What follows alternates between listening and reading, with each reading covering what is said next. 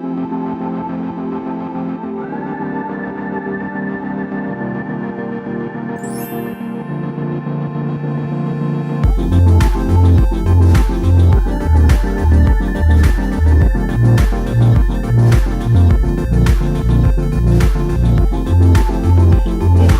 c'est Z pour la Vape du Palais. On se retrouve aujourd'hui pour le test de la Vaporesso Aurora Play.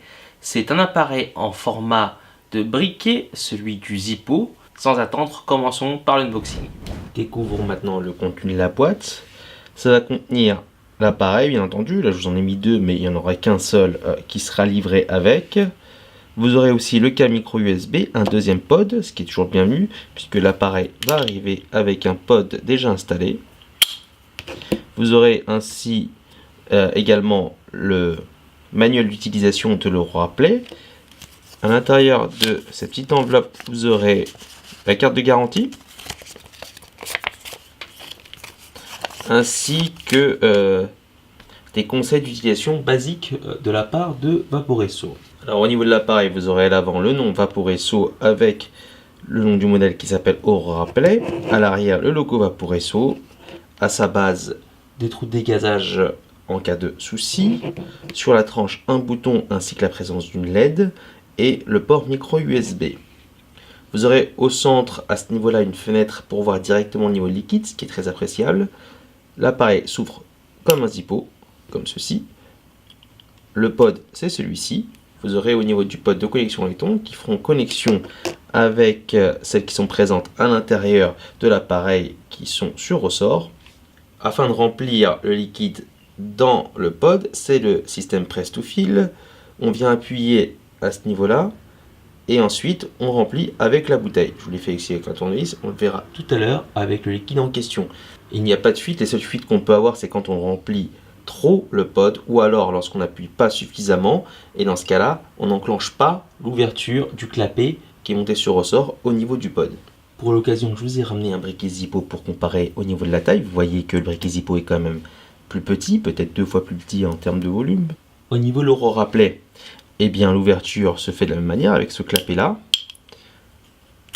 Le tank, en l'occurrence le pod, se tire de la même manière que sur un Zippo. Au niveau de la finition, ça m'a l'air quand même de très bonne qualité. Assez facilement manipulable. Sur la tranche de l'Aurora Play, vous aurez un bouton qui permet d'accéder au réglage de l'appareil. Lorsqu'on appuie une fois, ça permet de vérifier le niveau de puissance auquel on est. Là, c'est une LED rouge qui indique qu'on est à 9 watts. On appuie 3 fois pour changer le niveau de puissance. 1, 2, 3. Et maintenant, on est au niveau vert. Le niveau vert étant à 12,5 watts. Et ensuite, on appuie encore 3 fois pour accéder au prochain niveau de puissance. 1, 2, 3. Là, on est au niveau de la LED bleue qui indique qu'on est à 10,5 watts. Par ailleurs, quand vous vapoterez, la lumière ici, la LED sera verte, bleue ou rouge, mais elle n'indiquera pas le niveau de puissance auquel vous serez, mais plutôt le niveau de batterie. Vert quand la batterie est pleine, bleu quand elle est environ à sa moitié, et rouge lorsqu'il va falloir sérieusement penser à charger sa batterie. Pour le liquide du jour, je vais choisir le Green Storm, qui est le thé vert de la gamme Salt du French Liquid. On va voir comment le remplissage se fait. Ça paraît très évident sur le papier, mais parfois on peut rencontrer quelques difficultés dans le monde réel. Donc on va essayer de faire ça. On appuie bien et ensuite on vient remplir. Et donc le liquide se remplit parfaitement au niveau du réservoir. Si la fiole que vous utilisez n'a pas un embout suffisamment rigide, il va falloir remplir la bouteille qui est fournie avec et ensuite utiliser donc celle-ci pour remplir le pod de votre Aurora Play.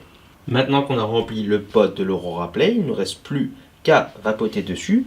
Avant cela, il va falloir venir retirer ce petit autocollant pour que le contact se fasse entre les parties en laiton du pod et de la machine. On vient enfoncer ça et c'est prêt à vaper. Alors qu'est-ce que cette Aurora Play donne en termes de tirage? Eh bien voyons voir ça tout de suite.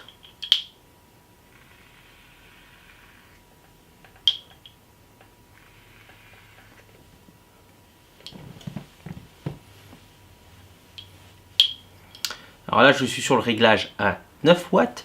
On a bien un tirage serré En plus de ça, l'embout buccal est resserré en son centre et évasé vers le haut, donc ça donne vraiment quelque chose type cigarette, tout à fait appréciable et parfaitement compatible avec la montée en nicotine. Voyons voir maintenant à 10,5 watts.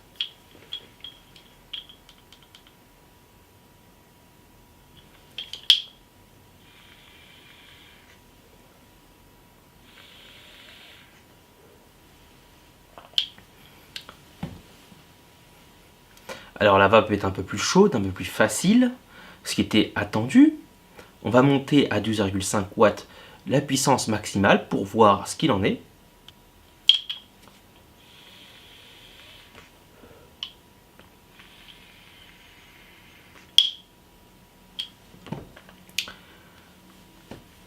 C'est vraiment pas mal. La montée en puissance permet de faciliter un petit peu cette arrivée de vape si on en a besoin. On reste sur un tirage serré bien contenu, ce qui est la mission première de ce petit appareil là. Ces trois niveaux de puissance, 9, 10,5 et 12,5 watts, on les retrouve à des niveaux similaires sur soit la Vaporesso Nexus ou encore sur son dernier système pod, le Renova Zero Pod.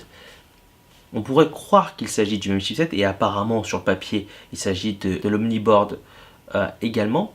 Toutefois, si le Nexus était lui en contre-température, la Vaporesso Nexus est plutôt en wattage.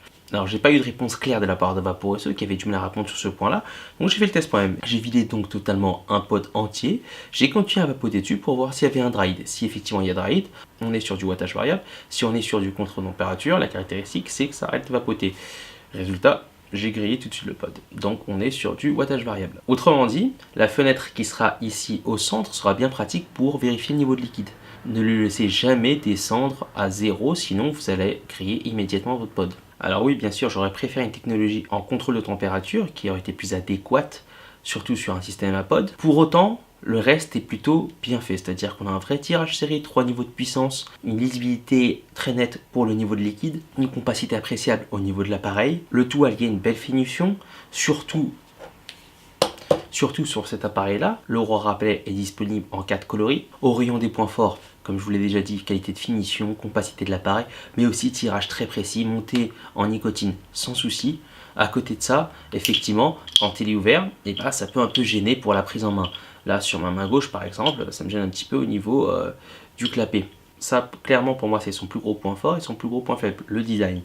Certains vont aimer, d'autres pas du tout, vont pas adhérer à ce format type Zippo. Après, le gros avantage que je vois aussi, c'est que quand il est fermé, eh bien, l'embout buccal est au propre. On peut ranger l'appareil dans sa poche ou dans son sac sans aucun souci, sans avoir à penser à nettoyer l'embout systématiquement. Mais vraiment, s'il y avait un seul point faible à dénoter, le plus rédhibitoire, en tout cas pour certains, ce sera vraiment la conception dans le form factor, dans la forme de l'appareil. Après, le deuxième petit bémol, c'est effectivement que j'aurais préféré du contrôle de température plutôt que du wattage variable. Pour l'instant, j'ai pas le prix final. Vaporesso devrait proposer cet appareil-là à un prix plutôt contenu, autour de 30-40 euros, je pense. C'est un gros avantage. On a là à faire un appareil fiable, compact et efficace. Et je ne vous ai même pas encore parlé du rendu des saveurs, qui est plutôt bien fait pour un système à pod. Je le mets facilement dans le haut du panier. On ressent bien ce qu'on met dedans, on retrouve ces sensations là, surtout que le thé vert du French Liquid, je le connais assez bien, donc je retrouve bien les sensations que je recherche dans ce liquide là avec ce système à pod sans trop de déperdition par rapport à un Zenith par exemple. On arrive au terme de cette vidéo, c'était Z pour la vape du palais. Vous pouvez bien sûr me suivre sur mon blog, Twitter, Instagram ou ma chaîne YouTube. Merci et à la prochaine fois.